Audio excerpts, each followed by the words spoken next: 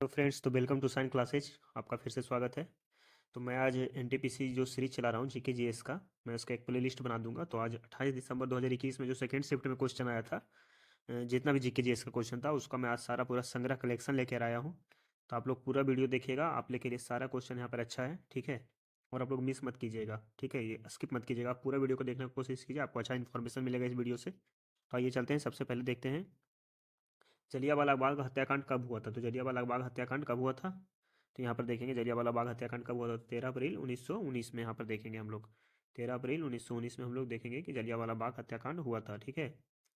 अब देखते हैं दूसरा क्वेश्चन है, प्लासी का युद्ध किनके किसके बीच हुआ था। तो रॉबर्ट क्लाइव और नवाब सिराजुद्दौला। नवाब सिराजुद्दौला जो बंगाल के नवाब थे, तो रॉबर्ट क्लाइव और नवाब सिराजुद्दौला के बीच में प्लासी का युद्ध 1757 में हुआ था। और इसी से के जस्ट बाद हुआ था बक्सर का युद्ध। ये भी देख लेना है आप लोग को, ठीक है। बक्सर का युद्ध 1764 में हुआ था। सापेक्षता का सिद्धांत। सापेक्षता का सिद्धांत किसने दिया है, तो अल्बर्ट आइंस्टीन ने। सापेक्षता का सिद्धांत क्या है, तो ई बराबर एम सी स्क्वायर। ई बराबर एम सी स्क्वायर है, यही है सापेक्षता का सिद्धांत। इसको आप कहीं पे नोट कर लीजिएगा। तो ये क्वेश्चन आ सकता है आपका, यहाँ पर जो है सापेक्षता का सिद्धांत किसने दिया है, लेकिन वहाँ पर आ सकता है आपको कि सापेक्षता का सिद्धांत क्या है, तो ई बराबर एम सी स्क्वायर। अच्छा, भारत का पहला संचार उपग्रह कौन सा है। तो यहाँ पर देखिए, यहाँ पर आपको मैं बताने जा रहा हूँ, ये अच्छा पॉइंट है, आप ध्यान से रखिएगा। भारत का पहला संचार उपग्रह जो है आर्यभट्ट है, लेकिन वो रूस की मदद से भेजा गया था। उस समय रूस था, उसकी मदद से भेजा गया था। लेकिन ये एप्पल है जो भारत का पूर्ण रूप से अपना है, भारत का पूर्ण रूप से अपना संचार ग्रह है एप्पल, ठीक है। तो इसको आप याद रखिएगा, और ये 1981 में भेजा गया था। तो भारत का जो पहला संचार उपग्रह था आर्यभट्ट था, लेकिन भारत के द्वारा खुद से पूर्ण रूप से जो भारत द्वारा भेजा गया था वो एप्पल था। तो यहाँ पर इसीलिए एप्पल है, आप लोग कंफ्यूज मत होइएगा कि वो था ये, सॉरी, आर्यभट्ट था। हाँ, अब जापान की मुद्रा क्या है, तो एन है। जापान की राजधानी कहाँ है, तो टोक्यो है। और जापान के जो प्रधानमंत्री कौन है, तो शिंजो अबे हैं। तो याद रखिएगा, आप ये तीनों पॉइंट याद रखिएगा। जापान की मुद्रा येन है और वहाँ की राजधानी टोक्यो है, ठीक है। अब आके देखते हैं यहाँ पर बार्क। बार्क का फुल फॉर्म यहाँ पे देखिए, जो बार्क का फुल फॉर्म है ये भी बहुत इंपॉर्टेंट है। भाभा एटॉमिक रिसर्च सेंटर, जो होमी जहांगीर भाभा थे उनके नाम पर रखा गया है। तो उसका मुख्यालय कहाँ है, तो मुंबई में है। कहाँ है उसका मुख्यालय, तो मुंबई में है। हाँ, ठीक है। अब टेक्सोनॉमी का जनक, टेक्सोनॉमी जिसको वर्गीकरण बोलते हैं, तो वर्गीकरण के जनक कौन है, कार्ल लिनियस है। कौन है, कार्ल लिनियस है वर्गीकरण के जनक। 2020 का अर्थ नोबेल पुरस्कार किसे दिया गया था, तो ये तो आपका करंट अफेयर्स में 2020 के है, आप अभी के हिसाब से देख लीजिएगा कि क्या है। एक बार ये सब तो देख के आपको जाना चाहिए। और मैं आपको एक वीडियो बना दूंगा इसके लिए कि नोबेल पुरस्कार 2023 और 24 दोनों का बना दूंगा, 23 और 24 में, कि किसको कौन सी चीज़ में मिला है। अच्छा, 45वां फिल्म फेयर अवार्ड 2020 में बेस्ट, ये भी उसी टाइम का करंट अफेयर से, इसको भी हटाइए। हाँ, अब देखते हैं संविधान सभा का विचार सर्वप्रथम किसने दिया था। संविधान सभा जो है उसका सर्वप्रथम विचार किसने दिया, तो स्वराज पार्टी। स्वराज पार्टी को किसने बनाया था, तो उस समय उस स्वराज पार्टी के जो संचालक थे वो थे मोतीलाल नेहरू, जो जवाहरलाल नेहरू के पिता थे। और कब हुआ था ये, तो 1934 में। 1934 में ही संविधान सभा का विचार सबसे पहले मोतीलाल नेहरू द्वारा स्वराज पार्टी के जो थे। अच्छा, टिहरी बांध किस राज्य में है, तो टिहरी बांध है उत्तराखंड में। उत्तराखंड की राजधानी कहाँ है, तो देहरादून है। और इसके जो अच्छा, टिहरी बांध किस नदी के किनारे है, तो भागीरथी नदी के किनारे, ठीक है। तो ये भी आप याद रखिएगा, टिहरी बांध सबसे पहले तो उत्तराखंड में है। और उत्तराखंड में कौन से नदी के किनारे है, तो भागीरथी नदी के। तो यह पॉइंट आपको याद रखना है, ठीक है। जैसे संगीत उद्योग में उपलब्धियों को पहचानने के लिए कौन सा अवार्ड दिया जाता है, तो ग्रैमी अवार्ड। ग्रैमी अवार्ड दिया जाता है, संगीत में सबका सबसे बड़ा अवार्ड माना जाता है ग्रैमी अवार्ड को, ठीक है। तो इस चीज़ को आपको याद रखना है कि संगीत का सबसे बड़ा अवार्ड है ग्रैमी अवार्ड। हाँ, अच्छा, भारत में भी मिल चुका है, जो भारत के जो मशहूर सितार वादक पंडित रविशंकर हैं उनको कितने बार ग्रैमी अवार्ड वो जीत चुके हैं, ठीक है। तो ये आप याद रखिएगा, क्योंकि अगर पूछेगा कि भारत के किस संगीतकार को सबसे ज़्यादा बार ग्रैमी अवार्ड मिला है, तो पंडित रविशंकर, और उनकी पुत्री अनुष्का शंकर है, उनको भी मिल चुका है। अच्छा, एनआई का फुल फॉर्म क्या होता है, तो नेटवर्क इंटरफेस यूनिट। तो फुल फॉर्म भी मैंने आपको पिछले वीडियो में भी आप देखिएगा जाके कि पिछले वीडियो में भी मैंने ये बताया है कि फुल फॉर्म तो आता है। तो एनआईयू का फुल फॉर्म है नेटवर्क इंटरफेस यूनिट। और कंप्यूटर से तो आप लोग पढ़ के ही जाइएगा, क्वेश्चंस कंप्यूटर से क्वेश्चन आने ही आना तय है, ठीक है। अब देखते हैं, यहाँ पे हम लोग देखेंगे कि यहाँ पे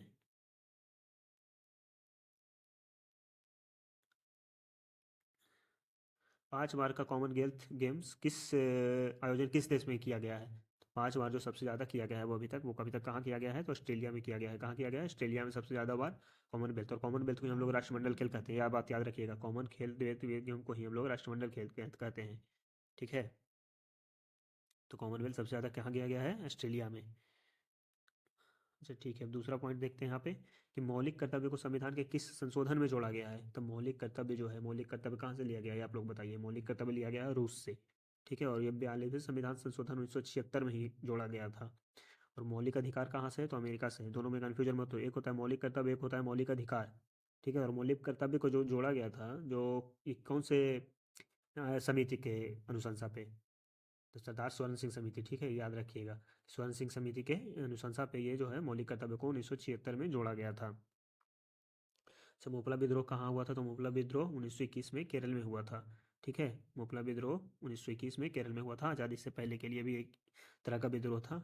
नियत ताप पर गैस का आयतन दाब के व्युत्पन्न क्रमानुपाती होता है, किसके नियम के अनुसार? तो बॉयल के नियम के अनुसार क्या होता है कि कोई भी नियत ताप पर, मतलब एक कांस्टेंट टेम्परेचर पर जो गैस का वॉल्यूम होता है ना, वो दाब के क्या होता है, जस्ट व्युत्क्रमानुपाती होता है। ठीक है, नियत ताप पर गैस का आयतन दब के व्युत्क्रमानुपाती होता है। तो ये सब दो तीन चार नियम है, चार्ल्स के नियम है, बॉयल के नियम है, तो ये सब भी आप लोग देख लीजिएगा, ये सभी आपके लिए बहुत इंपॉर्टेंट है। अब देखते हैं कि गोल गुंबद कहाँ है? तो गोल गुंबद कहाँ है? तो बीजापुर में है, कर्नाटक में है। ठीक है, कर्नाटक की राजधानी बेंगलोर है, तो आप लोग को पता ही होगा। तो गोल गुंबद कहाँ है? तो बीजापुर है। अच्छा, सेव में बैक्टीरिया से होने वाला कौन सा रोग है? सेव में जो बैक्टीरिया से होने वाला रोग है उसको कौन सा रोग है? तो फायर ब्लीट, फायर ब्लाइट है ये, फायर ब्लाइट ये वाला देखिए। भारत में राष्ट्रीय आय की गणना सर्वप्रथम किसने की थी? तो दादा भाई नेहरूजी ने। सर्वप्रथम भारत की आय, जो प्रति व्यक्ति आय होती है, राष्ट्रीय आय होती है, उसकी गणना सबसे पहले दादा भाई नेहरूजी ने की थी। तो दादा भाई नेहरूजी को ही भारत का ग्रांड ओल्ड मैन कहा जाता है। ठीक है, भारत का पितामह कहा जाता है इन्हें, दादा भाई नेहरूजी को। तो ये पॉइंट भी आप लोग याद रखिएगा। अच्छा, सूर्य का सबसे चमकीला सतह क्या होता है? तो फोटोस्फीयर होता है, ये आप लोग तो पढ़ेंगे होंगे। ठीक है, रक्त परिसंचरण तंत्र का भाग नहीं है, कौन? ये तो विकल्प आपके ऑप्शन के हिसाब से हो जाएगा क्या? बढ़िया, यहाँ पर तो लिखा हुआ है विकल्प के अनुसार।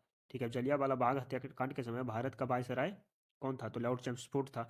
मैंने अभी आपको ही बताया कि जलियांवाला बाग हत्याकांड हुआ कब है। तो ये देखिए, यहाँ पर ये पॉइंट है, यहाँ पर देखिए, यहाँ पर आपको दिख रहा होगा कि जलियांवाला बाग हत्याकांड कब हुआ? तो 13 अप्रैल 1919 को। लेकिन उस समय उसके कौन थे? वायसराय कौन था? तो लॉर्ड चैम्सफोर्ड था, मोंटेग्यू चैम्सफोर्ड। मोंटेग्यू क्या था? जनरल मोंटेग्यू क्या था वहाँ का? ये चेम्सफोर्ड वाइसराय थे, और मोंटेग्यू था वहाँ का जो जनरल होता है ना, वो था। ठीक है, हाँ। अब देखते हैं नेक्स्ट क्वेश्चन कि यूएनडीपी जो इसका भी फुल फॉर्म आप लोग लिख लीजिएगा, United Nation Development Programme. United Nation Development Programme का मुख्यालय कहाँ है? तो न्यूयॉर्क में है। यूएनडीपी का फुल फॉर्म होता है यूनाइटेड नेशन डेवलपमेंट प्रोग्राम, ये देखिए, हाँ। तो इसका मुख्यालय कहाँ है? न्यूयॉर्क में है, तो ये आप लोग याद रखिएगा। अच्छा, शहीद अकादमी का मुख्यालय कहाँ है? शहीद अकादमी का मुख्यालय कहाँ है? तो न्यू दिल्ली है। ये देखिए, न्यू दिल्ली है साहित्य अकादमी का मुख्यालय। अच्छा, भारत का प्रथम परमाणु संयंत्र कहाँ स्थापित हुआ? तो तारापुर, महाराष्ट्र में। ठीक है, तारापुर महाराष्ट्र में आपका भारत का पहला परमाणु संयंत्र स्थापित किया गया था। अच्छा, अभी महाराष्ट्र में हाल ही में चुनाव हुआ है, जिसमें महा विकास युतु को विजय प्राप्त हुई है, जो बीजेपी का गठबंधन है, एनडीए गठबंधन है।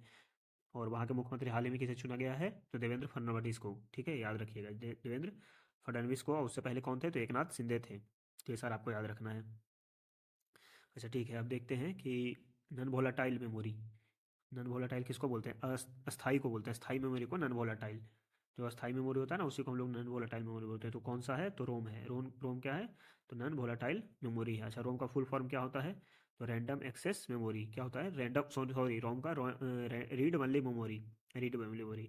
रैम का होता है रैंडम एक्सेस मेमोरी। तो ये पॉइंट आप लोग याद रखिएगा, क्वेश्चन से आपको कंप्यूटर से एक दो क्वेश्चन रहेगा ही रहेगा। अच्छा, उर्वरक उत्पादन के संबंधित क्रांति कौन सा है? तो ग्रे क्रांति, यहाँ पे याद रखिएगा, ग्रे क्रांति। उर्वरक उत्पादन संबंधित ग्रे क्रांति। श्वेत क्रांति किससे है? दूध से है। लाल क्रांति के किससे है? तो मांस से है। ठीक है, भूरा क्रांति किससे है? तो ये सारा आपको याद रखना है। रजत क्रांति अंडा से हो गया, ये सारा पॉइंट आपको याद रखना है। अच्छा, कौन सी अदिश राशि है? तो अदिश पहले क्या होता है? अदिश होता है जिसमें सिर्फ दिशा नहीं हो, परिणाम हो, जिसमें सिर्फ परिणाम हो, दिशा नहीं हो, उसको अदिश बोलते हैं। यहाँ पर आप वर्ड से ही समझ सकते हैं कि जो दिशा नहीं हो जिसमें, और सदिश एक होता है, सदिश में जिसमें दिशा और परिणाम दोनों हो। तो अदिश राशियाँ कौन कौन सी है? चाल है, दाब है, दूरी है, ऊर्जा है। और सदिश में कौन सा होगा? वेग होगा। ठीक है, और संवेग होता है, ये सब सारा क्या होता है? सदिश राशि होता है। ठीक है, अब नेक्स्ट क्वेश्चन देखते हैं कि क्या है। तो नेक्स्ट क्वेश्चन है, विदेशी धरती पर भारतीय ध्वज प्रथम कौन सी महिला ने फहराया था? तो विदेशी धरती पर भारतीय ध्वज फहराने वाली प्रथम व्यक्ति भी और महिला भी, दोनों क्वेश्चन आ सकता है। प्रथम व्यक्ति भी और महिला भी तो कौन है? तो मैडम जी भिखाजी कामा, मैडम भिखाजी कामा है जिन्होंने विदेशी धरती पर सबसे पहले भारतीय ध्वज फहराया था। अच्छा, विधान परिषद को समाप्त करने वाला राज्य कौन सा है? तो आंध्र प्रदेश। आंध्र प्रदेश ने है विधान परिषद को समाप्त कर दिया है। शिव कुमार शर्मा किससे संबंधित है? तो संतूर वादक। ये वाला, ये सब क्वेश्चन आपका आता है, तो ये सब क्वेश्चन आप देख ही के जाइएगा। ठीक है, अभी से ही आप लोग रिवीजन करते रहिए सब चीज़ का। शिव कुमार शर्मा संतूर से हैं, और सितार से पंडित रविशंकर हैं। ठीक है, सितार से पंडित रविशंकर। और तबला से तो जाकिर हुसैन, ये सारा आपको याद रखना है, ठीक है। बांसुरी से बिस्मिल्लाह, हाँ बांसुरी से नहीं, बांसुरी से हरिप्रसाद चौरसिया, और शहनाई से बिस्मिल्लाह खां, तो ये सारे आपके लिए इंपॉर्टेंट है। अच्छा, मिशन इंद्रधनुष किससे संबंधित है? तो मिशन इंद्रधनुष जो है वो सार्वजनिक क्षेत्र के बैंकों से है। मिशन इंद्रधनुष जो है वो सार्वजनिक, जो जैसे जो सरकार के अंतर्गत आते हैं, जो सरकार के अंतर्गत आते हैं वो उनके बैंकों से है, ठीक है। अब वायु प्रदूषक का संकेत कौन है? तो लाइकेन है। वायु प्रदूषक का जो संकेत है, जो देता है वो संकेतक है, वो लाइकेन है। गीता रहस्य ग्रंथ की रचना किसने की थी? तो बाल गंगाधर तिलक ने, ठीक है। विटामिन ई का रासायनिक नाम टेकोफेरोल, और के का कैल्सीफेरोल, ठीक, सॉरी, डी का कैल्सीफेरोल और ई का टेकोफेरोल, तो आपको याद रखना है कि डी का कैल्सीफेरोल होता है और ई का टेकोफेरोल होता है। धान के खेत में कौन सी गैस निकलती है? तो मीथेन गैस, धान के खेत से मीथेन गैस निकलती है, ठीक है, CH4, ये आप लोग याद रखिएगा।